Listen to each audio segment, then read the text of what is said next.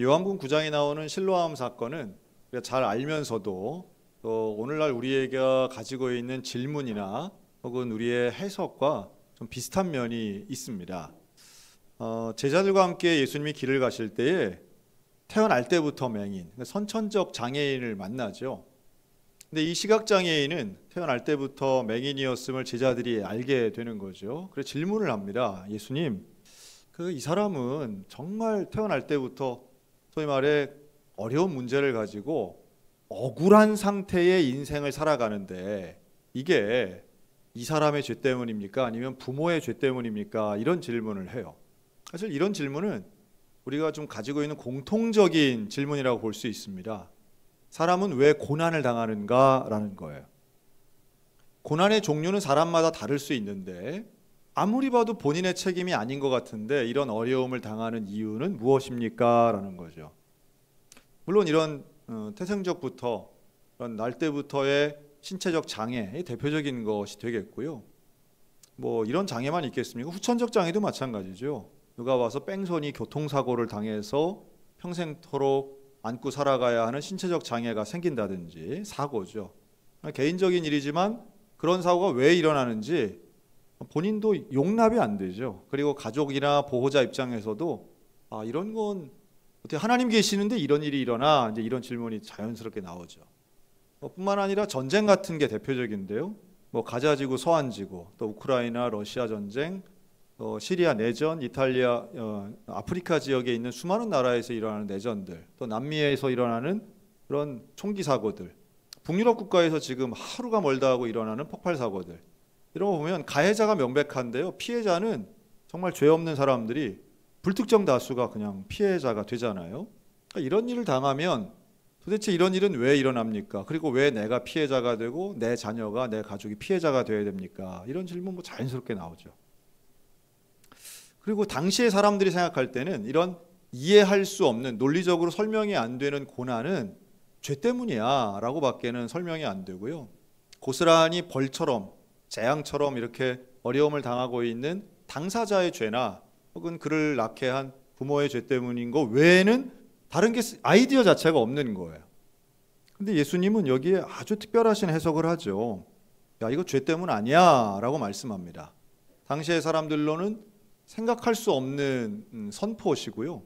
그리고 해당되는 이 맹인인 사람의 가족이나 본인에게는 정말 놀라운 이야기죠. 이게 죄 때문이 아니구나. 죄 때문에 일어난 게 아니구나 하는 거예요. 그러면 무엇 때문입니까? 그에게서 하나님이 하시는 일을 나타내고자 합니다. 하나님 뭔가 일을 하시려고 이 사람을 통해서 분명하게 보여주시려고 하는 거야 라고 하는 도대체 이해를 못하는 제자들은 물론이고 다른 사람들 아무도 이해 못할 만한 이야기를 예수님이 하십니다. 그러면서 오늘 주제가 되겠죠. 나는 세상의 빛으로 왔다라고 하는 것을 말씀하시죠. 세상의 빛이 있어야 보일 수 있고요. 빛이 있어야 우리는 인도를 받는데 내가 세상의 빛이다. 그리고 이것을 내 이 말을 증명해내는 도구로 이 사람이 쓰일 거야 라고 하며 진흙에 흙에다가 침을 뱉어서 진흙처럼 이겨서 이 사람이 눈에 바르시죠. 특별한 이것도 선포의 내용도 특별하지만 예수님이 하시는 행위 또한 특별합니다. 제가 질문을 하나 드릴게요. 우리 피곤한 분들, 졸린 분들만 한번 답해 보세요. 예수님은 병자를 고칠 때 침을 바른 적이 이거 말고 또 있다. 아니다, 없다. 나는 피곤하지가 않다. 그렇죠. 네. 나한테 자꾸 질문하지 마라. 뭘 자꾸 시키지 마라. 안 좋을 테니 자꾸 질문시키지 마라. 이제 이런 거죠. 실제로 예수님은 침을 바르신 적이 있어요. 우리가 침 뱉어서 야 이건 진흙에다 흙에다가 침을 바르잖아요, 뱉잖아요. 근데 실제로 신체에다가 예수님이 손가락에다 침 발라서 귀를 막은 적도 있고요. 침 뱉은 적이 있으면 한번 찾아볼까요? 우리 마가복음 7장 한번 보겠습니다. 마가복음 7장 33절이에요. 성경을 가져온 충성스러운 종들은 마가복음 7장 33절 같이 읽겠습니다. 시작. 예수께서 그 사람을 따로 데리고 무리를 떠나사 손가락을 양 귀에 넣고 침을 뱉어 그의 혀에 손을 대시매. 좀 특별하죠. 손에다가 이렇게 침을 뱉어가지고 혀에다가 이렇게 손을 대시는 거예요. 이런 적도 있고요. 또 더 놀라운 장면도 있습니다. 그 다음 장, 마가복음 8장이에요. 우리 8장 23절. 8장 23절 시작. 예수께서 맹인의 손을 붙잡으시고 마을 밖으로 데리고 나가사 눈에 침을 뱉으시며 그에게 안수하시고 무엇이 보이느냐 물으시니. 어떻게 하셨어요? 눈에다가 침을 뱉은 적도 있어요. 깜짝이야. 이런 구절이 있는데도 잘 모르셨죠? 예, 찾아보면 이런 게 다 있네 이제 이렇게 되는데요. 그러니까 예수님이 실로암으로 보낼 때에 흙에다가 침 뱉는 정도는 뭐 이것만 있었던 건 아닙니다. 좀 특별하긴 하지만 그러나 또 다른 면에서는 예수님이 병을 고치실 때 침 뱉지 않고 말 그대로 말씀만으로도 고치신 적이 있고요. 가시지도 않고 직접 만나지도 않고 병 고친 적도 있고 뭐 다양한 방식으로 사실은 예수님은 병을 고치시거든요. 그렇지만 방법을 사용하셨을 땐 거기에는 의도하심이 분명히 있습니다. 자, 상상을 한번 해보세요. 뭐 더럽다 깨끗하다 이런 거는 좀 우리가 생각을 좀 내려놓고 예수님이 이렇게 어쨌든 흙에다가 침을 뱉어서 진흙처럼 해가지고 눈에다가 붙였다고 생각해 보세요. 이 맹인된 입장에서는 이거 좀 그렇게 뭐 유쾌한 일은 아니겠죠. 그리고 좀 답답하고 그러나 또 한편으로 보면 혹시나 하는 생각도 있었을 거예요. 혹시나 뭐 손해 볼 건 별로 없는 거죠. 귀찮기는 할 수 있어도. 그런데 예수님 말씀하시죠. 가서 실로암 목가에 가서 씻어라. 실로암은 말 그대로 이제 보냄을 받았다는 뜻인데요. 성경에 보냄받은 자로 나오는 것은 예수 그리스도이십니다. 나를 보내신 분, 하나님이 나를 보내셨다 이렇게 예수님 계속 말씀하시는데요. 예수님은 하나님의 보냄을 받으신 분이세요. 뭘로 보냄을 받으셨을까요? 세상의 빛으로 보냄을 받으셨습니다. 그런데 실로암을 이용해서 예수님이 이 맹인에게 요구하는 것은 내가 너에게 말하는 대로 순종하라는 거죠. 그리고 말 그대로 예수님의 보냄받아 실로암 목까지 가서 그의 눈에 붙어있는 진흙을 씻게 됩니다. 다시 말해 이 맹인은 무슨 믿음의 고백을 한 건 아니지만 명확한 건 시키는 대로 한 행위의 순종이 있었던 거예요. 그렇죠? 그리고 그가 나중에 사람들에게 바리새인이나 유대인들에게 하는 말들을 보면 명확하게 예수님에 대해 자기 나름대로는 믿음의 대상으로 고백을 합니다. 자, 이 사람이 눈을 떴다 하는 건 기적이죠. 소경이 눈 뜨는 건 당시의 사람들에게 뭐 지금도 시각장애인이 시력을 회복하는 건 기적에 해당되는데 의학의 힘을 빌어도요. 그럼에도 불구하고 당시에 이게 소경이 눈을 떴다는 건 이게 정말 믿기 어려운 이야기예요. 근데 기적이 일어납니다. 그가 씻고 밝은 눈으로 돌아옵니다. 그러니까 갈 때는 아직 눈이 안 떠진 거죠. 그런데 가서 씻었더니 눈이 떠졌어요. 태어날 때부터 한 번도 못 봤으니 이 순간 생애 최초로 주변을 보게 된 거예요. 이 개인에게는 놀라운 기적인데 그 보았다라고 하는 건 무엇을 느꼈다는 걸까요? 보는 건 빛을 느끼는 겁니다. 빛의 존재, 빛을 통해서 색깔을 구별하고 빛을 통해서 사물을 구별하는 일을 처음으로 경험한 거예요. 이 사람은. 다시 말해 실로암은 이 맹인되었던 사람에게는 빛을 회복시켜준, 빛을 찾게 해준 사건이고 이것은 예수님의 보냄을 받은 그 보냄의 순종의 결과로 나타나게 되었습니다. 오늘 저와 여러분들 가운데 이러한 예수님이 빛된 인생으로 우리 가운데 기적이 일어나는 보이지 않았던 것이 보이게 되고 못 봤던 게 볼 수 있는 이런 놀라운 기적의 은혜가 임하시기를 주의 이름으로 축원합니다. 그러기 위해서 해야 되는 건 오직 하나, 예수님 말씀에 순종하는 것뿐이죠. 예수님을 만나고 예수님 말씀에 순종하는 겁니다. 그리고 하나님이 드러내시려고 하는 그 도구가 되는 것이죠. 자, 여기까지는 기적의 결과인데요. 문제는 그 다음부터입니다.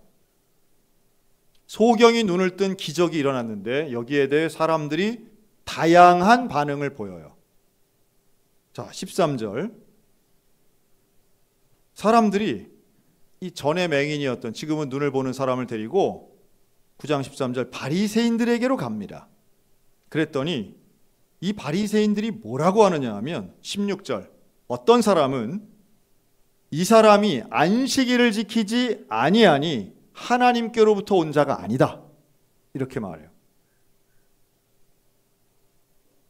다른 말로 하면 소경이 눈을 뜨는 것이 아니라 더한 기적이라도 잘못된 겁니다라는 거예요. 왜 잘못된 거예요? 안식일날 일했으니까. 안식일날 했으니까 잘못됐다는 거예요.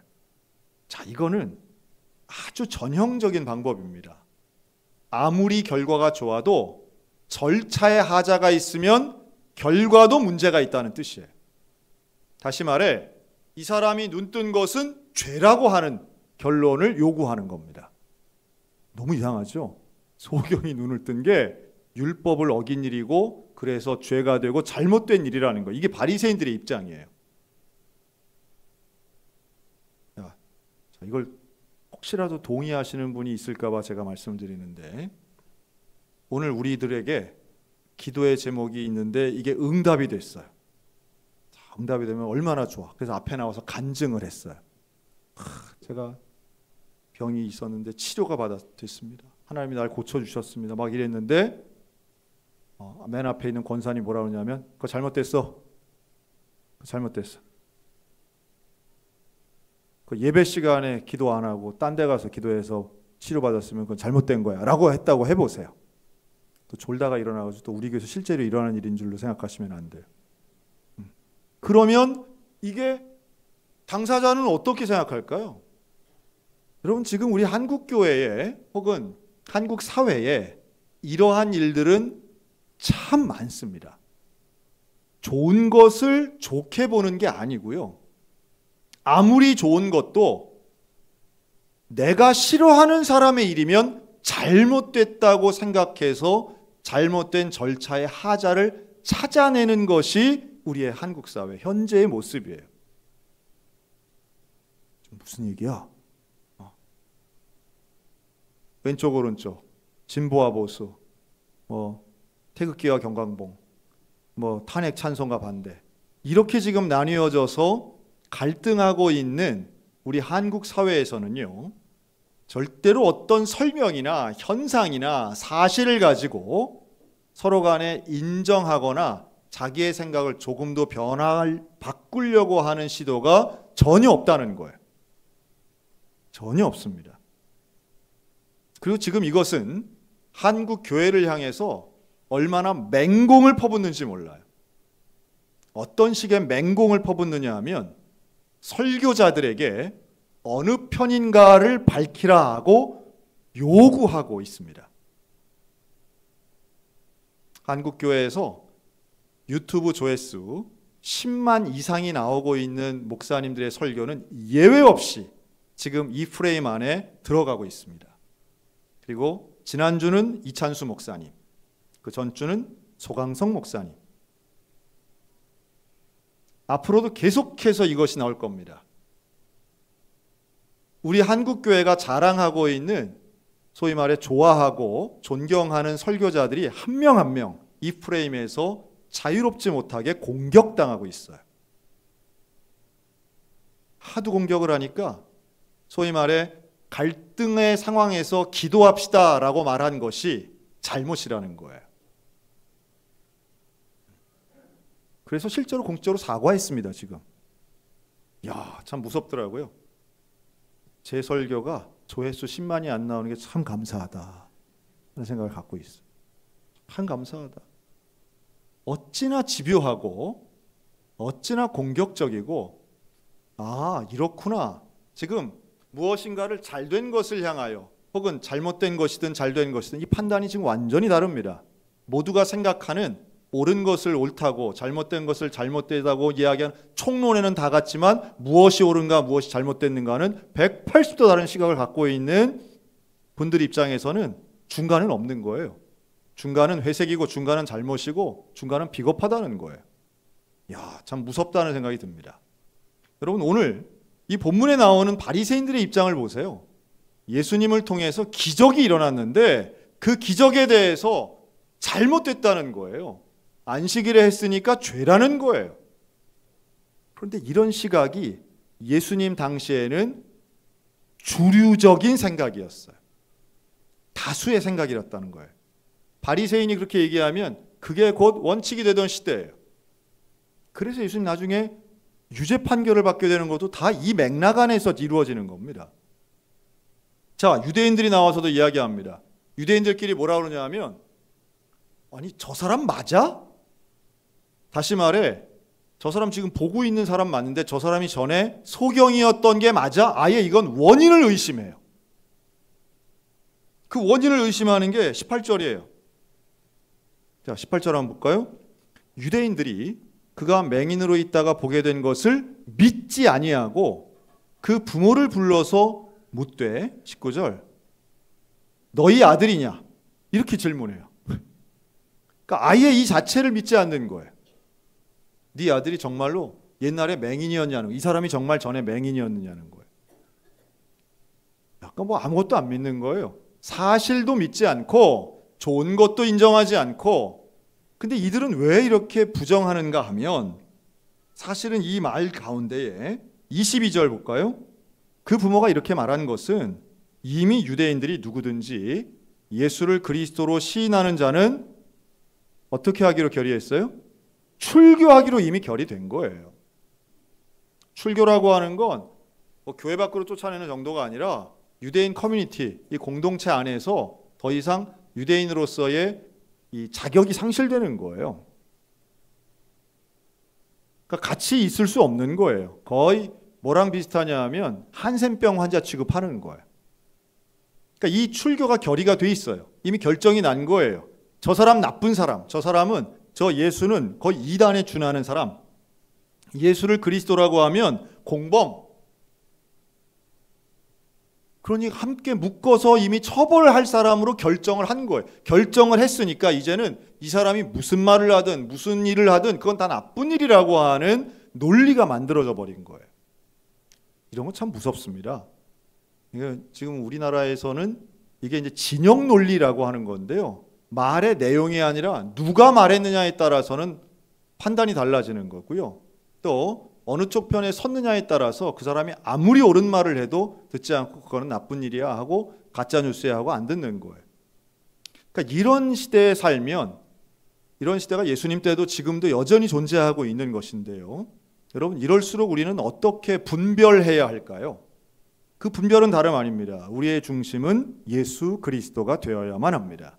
그리고 예수 그리스도가 중심이 된다는 것은 누가 물어본다 할지라도 우리는 예수님 말씀을 전해야 하는 것이죠.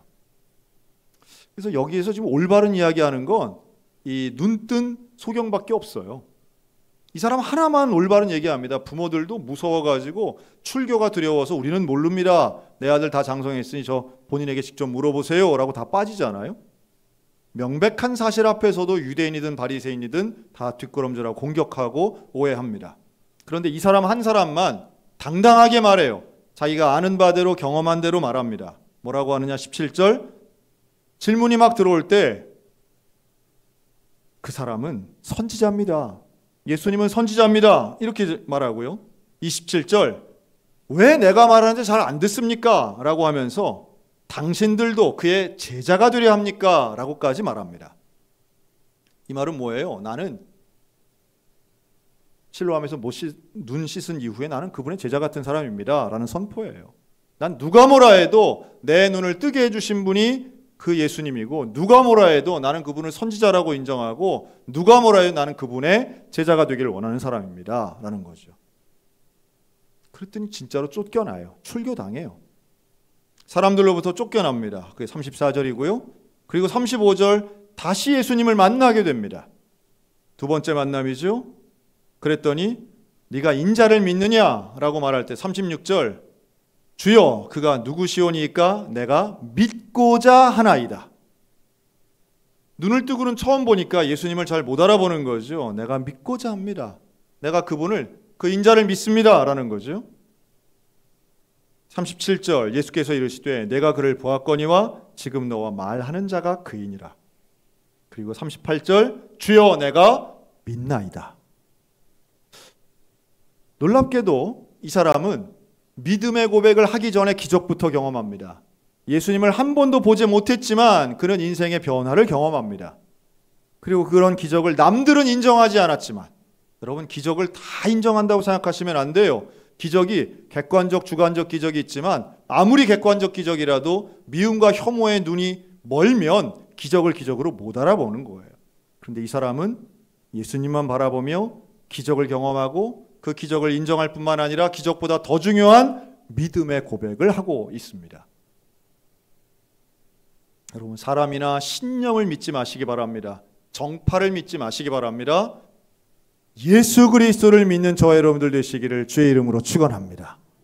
그리고 그 믿음이 오늘 우리 가운데 예수님이 말씀하시는 내가 빛으로 왔노라 라고 말씀하시는 그 내용과 연결되면 우리의 빛은 세상에 보이는 것이 아니라 오직 예수 그리스도만 빛이 되는 것입니다. 차라리 눈이 멀었던 것이 눈먼 소경보다도 못했던 바리새인 종교 지도자들 유대인들이 아닌 예수님을 바라볼 수 있었던 이 믿음의 사람은 결국 빛을 찾게 됩니다. 오늘 우리 민족 가운데, 우리 대한민국 가운데 정말로 필요한 게 무엇이겠습니까? 아무리 많은 사람이 모인다 할지라도 다수가 진리가 아니라 예수가 진리입니다. 아무리 유리하고 법적으로 승리하든 또 법적으로 큰 소리를 치든 그쪽이 승리야 진리가 아니라 예수 그리스도가 빛이요 진리이십니다. 세상 아무리 혼란스러워도 우리 예수를 따라가는 이 시대에 빛을 찾는 복음의 제자들, 복음의 성도들 다 되시기를 주님의 이름으로 축원합니다. 아멘. 기도하겠습니다.